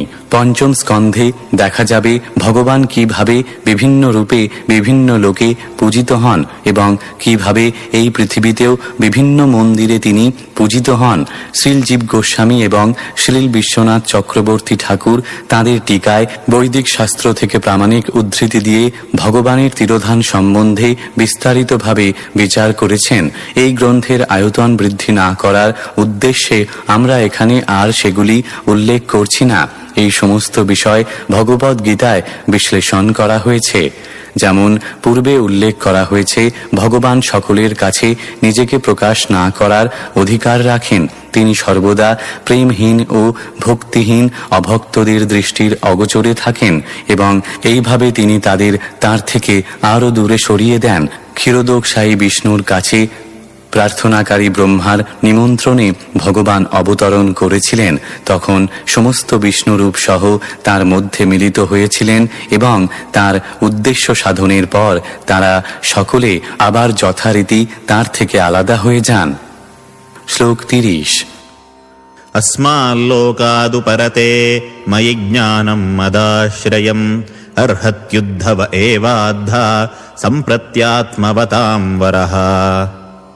অনুবাদ: আমি এই জড়জগতের দৃষ্টি থেকে অপ্রকট হলে আমার শ্রেষ্ঠ ভক্ত উদ্ভবই কেবল আমার সম্বন্ধীয় তত্ত্বজ্ঞান সম্যকভাবে অবগত হওয়ার যোগ্য হবেন। তাৎপর্য: এই শ্লোকে জ্ঞানং মদাশ্রয়ম কথাটি তাৎপর্যপূর্ণ। দিব্যজ্ঞান তিনটি বিভাগে বিভক্ত, যথা নির্বিশেষ ব্রহ্মজ্ঞান, সর্বান্তর্যামী পরমাত্মা জ্ঞান এবং ভগবানের স্বরূপের জ্ঞান। এই তিনের মধ্যে পরমেশ্বর ভগবানের স্বরূপের দিব্যজ্ঞান বিশেষ বৈশিষ্ট্যপূর্ণ এবং তাকে বলা হয় ভগবৎ তত্ত্ববিজ্ঞান। এই বিশেষ জ্ঞান শুদ্ধ ভক্তির মাধ্যমেই কেবল উপলব্ধ হয়, অন্য কোনো উপায় নয়।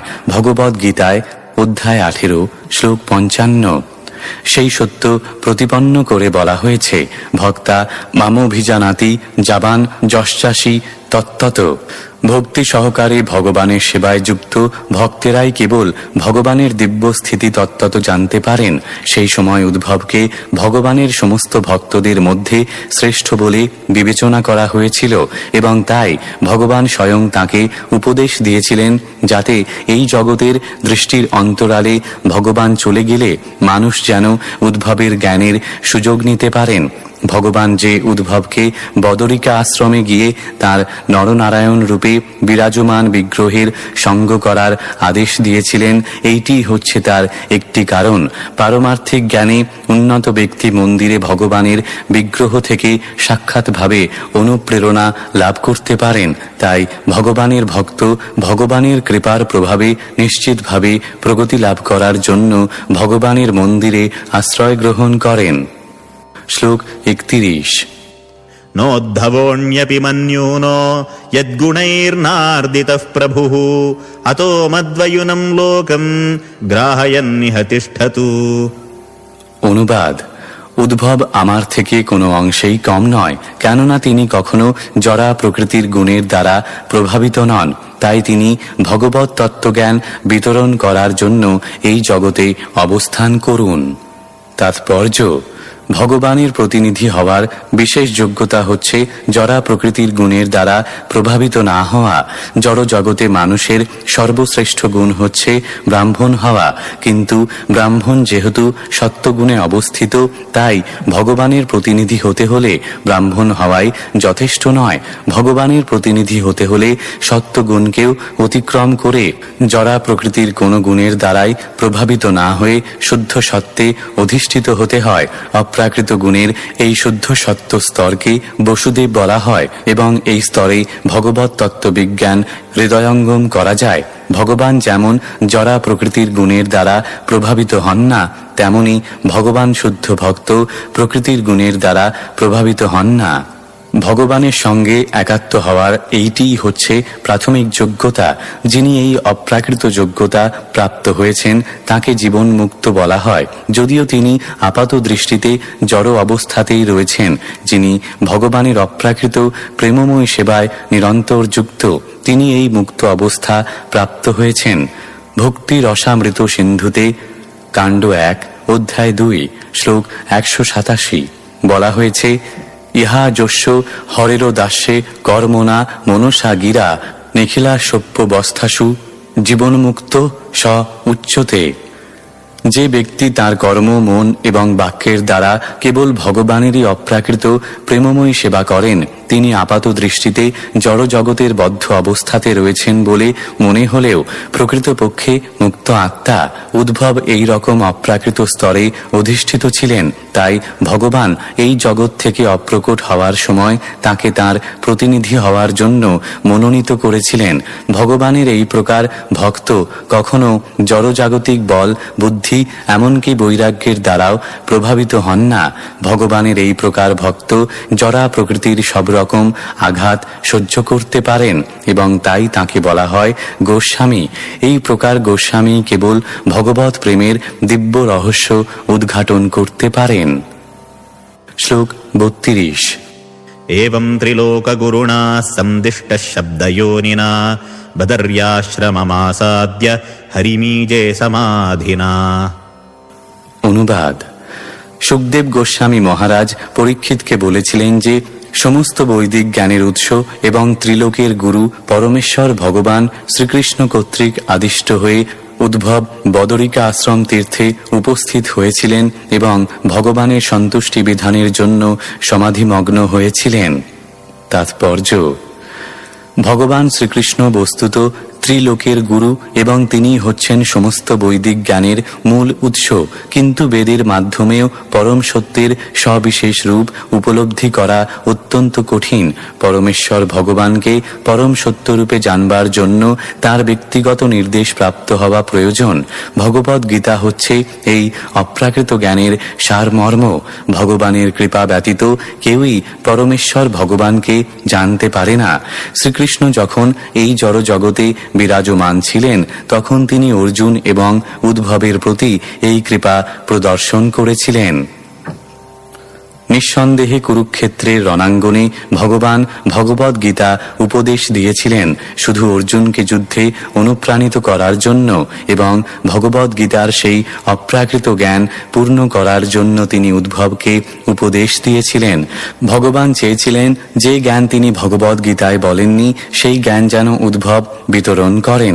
যারা বেদের বাণীর প্রতি আসক্ত তারা এই শ্লোক থেকে জানতে পারবেন যে ভগবান হচ্ছেন সমস্ত বৈদিক জ্ঞানের উৎস। যারা বৈদিক শাস্ত্র অধ্যয়ন করার মাধ্যমে পরমেশ্বর ভগবানকে জানতে অক্ষম তারা ভগবত তত্ত্বজ্ঞান লাভের জন্য উদ্ভবের মতো ভক্তের শরণ গ্রহণ করতে পারেন। ব্রহ্ম সংহিতায় বলা হয়েছে যে বেদের মাধ্যমে পরমেশ্বর ভগবানকে জানা অত্যন্ত কঠিন, কিন্তু উদ্ভবের মতো শুদ্ধ ভক্তের কাছ থেকে তাকে অনায়াসে জানা যায়। বদরিকাশ্রমের মহর্ষিদের প্রতি কৃপাপরায়ণ হয়ে ভগবান উদ্ভবকে পাঠিয়েছিলেন তার প্রতিনিধি রূপে তাদের উপদেশ দিতে। এইভাবে অনুমোদিত না হলে ভগবত ভক্তির তত্ত্ব হৃদয়ঙ্গম করা যায় না অথবা প্রচার করা যায় না। ভগবান যখন এই পৃথিবীতে বিরাজ করছিলেন তখন তিনি বহু অলৌকিক কার্যকলাপ সম্পাদন করেছিলেন। এমনকি তিনি গগন মার্গে বিচরণ করে স্বর্গ থেকে পারিজাত আনয়ন করেছিলেন এবং তার গুরুর পুত্রকে মৃত্যুলোক থেকে ফিরিয়ে এনেছিলেন। উদ্ভব নিশ্চয়ই অন্যান্য গ্রহলোকে জীবনের স্থিতি সম্বন্ধে অবগত ছিলেন এবং সমস্ত ঋষিরাও সেই সম্বন্ধে জানতে উৎসুক ছিলেন। ঠিক যেমন আমরা অন্তরিক্ষের অন্যান্য গ্রহলোক সম্বন্ধে জানতে ইচ্ছুক, উদ্ভব কেবল বদরিকা আশ্রমের মহর্ষিদের কাছেই নয়, নরনারায়ণ বিগ্রহের কাছেও বার্তা বহন করার জন্য নিযুক্ত হয়েছিলেন। এই বার্তা অবশ্যই বৈদিক শাস্ত্রে বর্ণিত জ্ঞান থেকে অধিক গুহ্য ছিল। ভগবান নিঃসন্দেহে সমস্ত জ্ঞানের উৎস, আর নরনারায়ণ তথা অন্যান্য ঋষিদের জন্য উদ্ভবের মাধ্যমে যে বার্তা প্রেরণ করা হয়েছিল তা নিশ্চয়ই বৈদিক জ্ঞানের অঙ্গ ছিল, কিন্তু তা ছিল অধিক গুহ্য এবং উদ্ভবের মতো শুদ্ধ ভক্তের দ্বারাই কেবল তা প্রেরণ করা অথবা হৃদয়ঙ্গম করা সম্ভব। যেহেতু এই প্রকার গোপনীয় জ্ঞান কেবল ভগবান এবং উদ্ভবেরই জ্ঞাত ছিল, তাই বলা হয়েছে যে উদ্ভব এবং ভগবানের মধ্যে কোনো পার্থক্য নেই। উদ্ভবের মতো প্রতিটি জীবও পরমেশ্বর ভগবান শ্রীকৃষ্ণের বার্তাবাহক হতে পারেন যদি তিনি ভগবানের প্রতি তার প্রেমময় সেবার মাধ্যমে তার অন্তরঙ্গ হতে পারেন। এই প্রকার অন্তরঙ্গ জ্ঞান বিতরণ করার ভার কেবল উদ্ভব এবং অর্জুনের মতো শুদ্ধ ভক্তদের উপরেই ন্যস্ত করা হয় এবং সেই রহস্য হৃদয়ঙ্গম করতে হয় তাদেরই মাধ্যমে, অন্য কোনো উপায় নয়। ভগবানের এই প্রকার অন্তরঙ্গ ভক্তের সাহায্য ব্যতীত ভগবদ গীতা অথবা শ্রীমদ্ ভাগবতের জ্ঞান হৃদয়ঙ্গম করা যায় না। শ্রীল বিশ্বনাথ চক্রবর্তী ঠাকুরের মতে এই গোপনীয় জ্ঞান লৌকিক জগতে শতবর্ষ অবস্থানের পর তার মহাপ্রস্থান এবং তার কুলের বিনাশের রহস্যের সঙ্গে সম্পর্কিত ছিল। সকলে নিশ্চয়ই যদুবংশ ধ্বংসের রহস্য জানবার জন্য অত্যন্ত উৎকণ্ঠিত ছিলেন এবং সেই রহস্য ভগবান নিশ্চয়ই উদ্ভবের কাছে উদ্ঘাটন করেছিলেন এবং বদরিকা আশ্রমে নরনারায়ণ ও অন্যান্য শুদ্ধ ভক্তদের কাছে তা জানবার জন্য তিনি তাকে পাঠিয়েছিলেন। শ্লোক 33। विदुरोऽप्युद्धवात् श्रुत्वा कृष्णस्य परमात्मनः क्रीडयोपात्तदेहस्य कर्माणि श्लाघितानि च। অনুবাদ। পরমাত্মা শ্রীকৃষ্ণের এই জড় জগতে আবির্ভাব এবং তিরোভাব সম্বন্ধে বিদুর উদ্ভবের কাছ থেকে শ্রবণ করেছিলেন, যে বিষয়ের অনুসন্ধান মহর্ষিরা অত্যন্ত অধ্যবসায় সহকারে করে থাকেন। তাৎপর্য: পরমাত্মা শ্রীকৃষ্ণের আবির্ভাব এবং তিরোধানের বিষয় মহর্ষিদের কাছেও রহস্যজনক। এই শ্লোকে পরমাত্মন শব্দটি অত্যন্ত তাৎপর্যপূর্ণ। সাধারণ জীবকে বলা হয় আত্মা, কিন্তু শ্রীকৃষ্ণ সাধারণ জীব নন, কেননা তিনি হচ্ছেন পরমাত্মা। তবুও একজন মানুষের মতো তার আবির্ভাব এবং এই নশ্বর জগৎ থেকে তার অন্তর্ধান সেই গবেষকদের গবেষণার বিষয়, যারা অত্যন্ত অধ্যবসায় সহকারে এই সমস্ত বিষয়ের গবেষণা করেন। এই প্রকার বিষয়ের গবেষণা অবশ্যই ক্রমবর্ধমান উৎসাহের বিষয়, কেননা সেই বিষয়ে গবেষণা করতে হলে গবেষকদের ভগবানের অপ্রাকৃত ধামের অনুসন্ধান করতে হয়, যেখানে ভগবান এই জড় জগৎ থেকে তাঁর লীলা সংবরণ করার পর প্রবেশ করেন। কিন্তু মহান ঋষিদেরও জানা নেই যে এই জড় আকাশের অতীত চিদাকাশ রয়েছে, যেখানে শ্রীকৃষ্ণ তার পার্শ্বদ পরিবৃত হয়ে নিত্য বিরাজ করেন। আবার একই সময়ে তিনি এই জড় জগতে এক ব্রহ্মাণ্ড থেকে আর এক ব্রহ্মাণ্ডে তাঁর লীলা প্রদর্শন করেন। এই সত্য ব্রহ্ম সংহিতায় অধ্যায় 5 শ্লোক 37 প্রতিপন্ন হয়েছে গোলক এব নিবসত্য খিলাত্মভূত। ভগবান তার অচিন্ত শক্তির প্রভাবে তার নিত্যধাম গোলকে বাস করেন। আবার একই সময়ে তিনি পরমাত্মা রূপে সর্বত্র বিরাজ করেন। তিনি তার বিভিন্ন প্রকাশের দ্বারা জড় জগৎ এবং চিৎজগৎ উভয় স্থানেই বিরাজ করেন। তাই তার আবির্ভাব ও তিরোভাব একসাথে চলছে এবং কেউই নিশ্চিত রূপে বলতে পারে না তার কোনটি আরম্ভ এবং কোনটি শেষ। তার নিত্যলীলার আদি নেই অথবা অন্ত নেই, এবং তথাকথিত গবেষণার কার্যে মূল্যবান সময় নষ্ট না করে শুদ্ধ ভক্তের কাছ থেকেই কেবল সেই সম্বন্ধে জানতে হয়। শ্লোক 34 দেহন্যাসম চ তস্যৈবং ধীরাণাম ধৈর্যবর্ধনম অন্যেষাম দুষ্করতরম পশূনাম বিক্লবাত্মনাম। অনুবাদ: ভগবানের মহিমান্বিত কার্যকলাপ এবং এই জড় জগতে তার অলৌকিক লীলাবিলাসের জন্য বিভিন্ন প্রকার অপ্রাকৃত রূপ গ্রহণ তার ভক্ত ব্যতীত অন্য কারোর পক্ষে বোঝা অত্যন্ত কঠিন, এবং অধীর চিত্ত পশু স্বভাব ও ভাগবত বহির্মুখ পাষণ্ডদের জন্য তা কেবল মানসিক যন্ত্রণার কারণ। তাৎপর্য: ভগবদ গীতায় বর্ণিত ভগবানের অপ্রাকৃত রূপ এবং লীলাসমূহ অভক্তদের পক্ষে অত্যন্ত দুর্বোধ্য। ভগবান কখনো জ্ঞানী এবং যোগীদের কাছে নিজেকে প্রকাশ করেন না, আর যারা হৃদয়ের মর্মস্থল থেকে ভগবানের প্রতি ঈর্ষাপরায়ণ হওয়ার ফলে পশু শ্রেণীভুক্ত, তাদের কাছে ভগবানের আবির্ভাব ও তিরোভাব কেবল মানসিক বিরক্তির কারণ। ভগবদ গীতায় অধ্যায় 7 শ্লোক 15 প্রতিপন্ন হয়েছে যে যে সমস্ত দুষ্কৃতকারীরা জড় সুখভোগের প্রতি অনুরক্ত, যারা ভারবাহী পশুদের মতো কঠোর পরিশ্রম করে, তারা তাদের আসরিক ভাব অথবা ভগবানের প্রতি বিদ্রোহ ভাব পোষণ করার ফলে কখনোই পরমেশ্বর ভগবানকে জানতে পারে না। নশ্বর জগতে ভগবানের লীলাবিলাসের জন্য চিন্ময় দেহের প্রকাশ এবং সেই সমস্ত রূপের আবির্ভাব ও তিরোভাব অত্যন্ত কঠিন বিষয়। আর যারা ভগবানের ভক্ত নয়, তাদের উপদেশ দেওয়া হয়েছে ভগবানের আবির্ভাব এবং তিরোভাবের বিষয়ে আলোচনা না করতে, কেননা তার ফলে ভগবানের শ্রীপাদপদ্মে অপরাধ হয়ে যেতে পারে। আসরিক ভাবাপন্ন হয়ে তারা যতই ভগবানের অপ্রাকৃত আবির্ভাব এবং তিরোভাব সম্বন্ধে আলোচনা করে, ততই তারা নরকের অন্ধতম প্রদেশে প্রবেশ করে, যা ভগবদ গীতায় অধ্যায় 16 শ্লোক 20 বর্ণিত হয়েছে। শ্রীমদ্ ভাগবতের এই শ্লোকে প্রতিপন্ন হয়েছে যে যারাই ভগবানের দিব্য প্রেমময় সেবার বিরোধী, তারাই কম বেশি এক একটি পশুমাত্র। শ্লোক 35 আত্মানম চ কুরু শ্রেষ্ঠ কৃষ্ণেন মনসেক্ষিতম ধ্যায়ন গতে ভাগবতে রোদ প্রেম বিহ্বলঃ।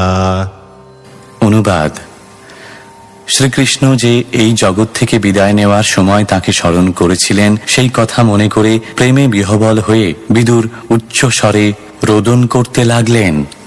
তাৎপর্য: বিদুর যখন জানতে পেরেছিলেন যে পরমেশ্বর ভগবান শ্রীকৃষ্ণ এই জগৎ থেকে অপ্রকট হওয়ার সময় তাকে স্মরণ করেছিলেন, তখন তিনি প্রেমানন্দে বিহ্বল হয়েছিলেন।